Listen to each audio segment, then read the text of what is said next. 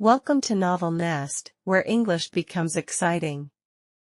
Today, we start the thrilling journey of one of history's most controversial figures, Adolf Hitler. Love him or hate him, his story is filled with dreams, failures, ambition, and power. From a small boy with big dreams to a man who changed the world forever, this is the story of Adolf Hitler like you've never heard before. Are you ready? Grab your headphones, sit back, and let's dive into this incredible tale that will improve your English and keep you hooked till the end. It all started on April 20, 1889, in a small town called Braunau am Inn, in Austria. A baby boy was born to Alois and Clara Hitler. They named him Adolf. No one knew this little boy would grow up to shake the world. As a child, Adolf wasn't special. He loved playing outside, drawing pictures, and imagining a big future. But life wasn't perfect. His father, Alois, was very strict. Alois wanted Adolf to study hard and get a government job, just like him. But Adolf had a different dream. "I want to be an artist," he would tell his mother, Clara. His mother loved him deeply and supported his dream, but she couldn't change Alois's mind. Adolf's childhood was full of fights with his father. His father would shout, "Art is not a real job."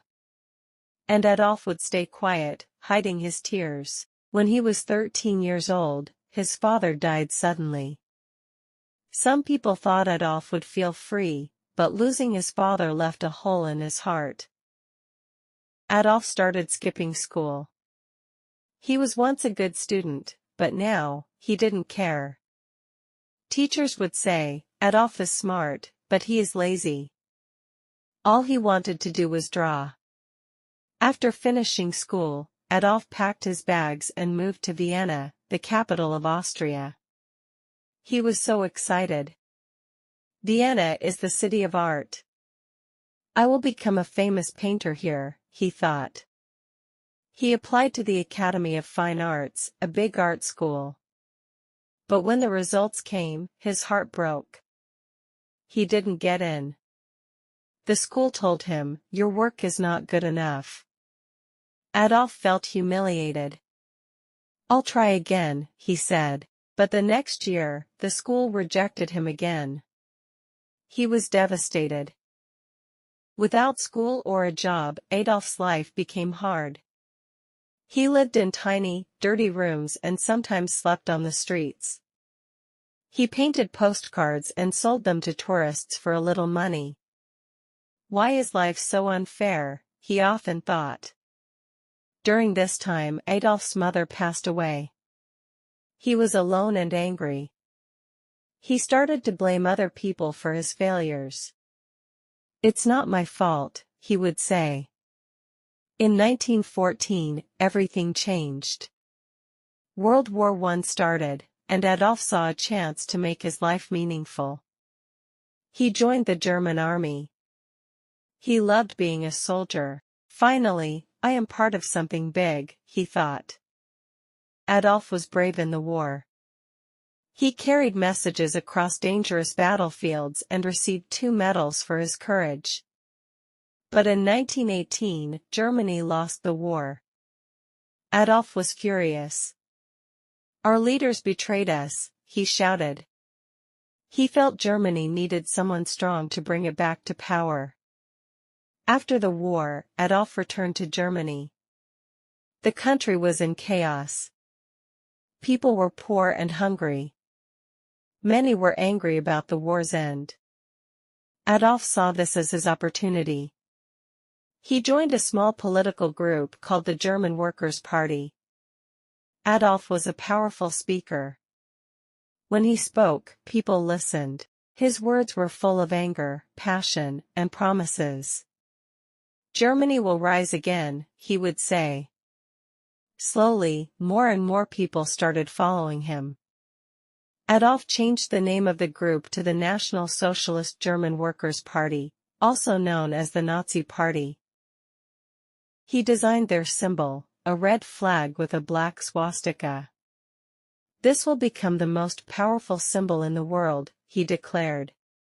His speeches became famous. Thousands of people came to hear him. They believed in his dream of a strong Germany. But Adolf's ideas were dangerous. He blamed certain groups of people for Germany's problems and wanted to make Germany only for Germans.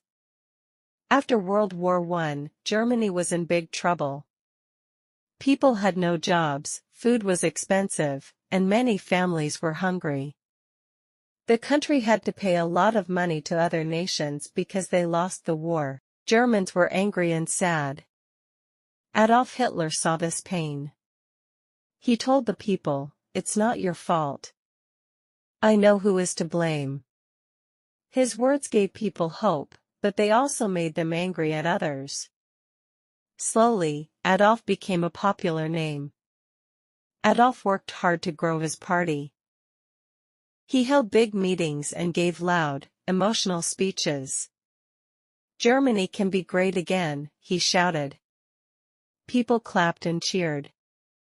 They believed in his dream. In 1923, Adolf tried to take control of the German government by force. This was called the Beer Hall Putsch, but it failed. Adolf was arrested and sent to jail for 9 months. While in jail, Adolf wrote a book called Mein Kampf, which means My Struggle. In this book, he wrote about his ideas. He said Germany needed to become powerful and that certain groups of people were the enemy. The book became popular, and many Germans started to believe in his ideas. After getting out of jail, Adolf worked even harder. The Nazi Party became stronger. By 1933, Adolf Hitler was chosen as the Chancellor of Germany, the country's top leader. This was the start of a new chapter. Adolf promised jobs, a strong military, and a bright future. The people trusted him, but they didn't know what he was planning next. As Chancellor, Adolf made many changes. He built roads, factories, and schools. More people got jobs, and Germany started to look strong again. The people were happy. They said, "Hitler is a hero." But behind this success, Adolf had dangerous plans. He controlled newspapers, radios, and schools. People were told, "You can only believe in Adolf Hitler." Those who didn't agree with him were punished or sent to prison. Adolf created a strong army called the SS, and a group of young boys called the Hitler Youth. They trained to fight and spread Nazi ideas everywhere. In Germany, people saw the swastika flag everywhere. It became the symbol of Adolf's power. Adolf's speeches became even more powerful. He would say, "Germany is the best. We will rule the world." Crowds cheered and shouted, "Heil Hitler!" In 1939, Adolf made his boldest move. He ordered his army to invade Poland. This act started World War II. Adolf's dream was to take over all of Europe and make Germany the most powerful country in the world. At first, Adolf's army won many battles. They were strong and well-trained. But as the war went on, things started to go wrong. Adolf had made too many enemies. While the war was happening, Adolf was doing something terrible. He wanted to remove all Jewish people and others he thought didn't belong in his vision of Germany. This was called the Holocaust, one of the darkest chapters in human history. Millions of innocent people were killed in camps. By 1944, Germany started losing the war. Adolf's enemies, like the United States, the Soviet Union, and Britain, were too strong. Bombs fell on German cities, and the people who once called Adolf a hero began to lose hope. Adolf became paranoid. He trusted no one and spent most of his time hiding in his bunker. By 1945, Adolf Hitler's dreams of ruling the world were falling apart. His army, which once seemed unstoppable, was now losing battles everywhere. The Soviet Union, one of his biggest enemies, pushed the German army back from the east. At the same time, American and British soldiers attacked from the west. German cities were bombed day and night, families lost their homes, and the people began to turn against Adolf. Why did we follow him? Many asked. But Adolf didn't give up. He sat in his bunker, giving orders to his generals. "We will not surrender," he shouted. But deep inside, even Adolf knew the war was lost. In early 1945, Adolf stayed in a bunker deep underground in Berlin. The bunker was cold and dark, but it was safe from bombs. Inside, Adolf spent his time planning, though there was little hope left. He was not alone. His most loyal followers were with him, including his girlfriend, Eva Braun. Eva had been by his side for many years, though Adolf kept their relationship private. She loved him even in his darkest days. Outside the bunker, the sound of gunfire grew louder every day. The Soviet army was getting closer to Berlin.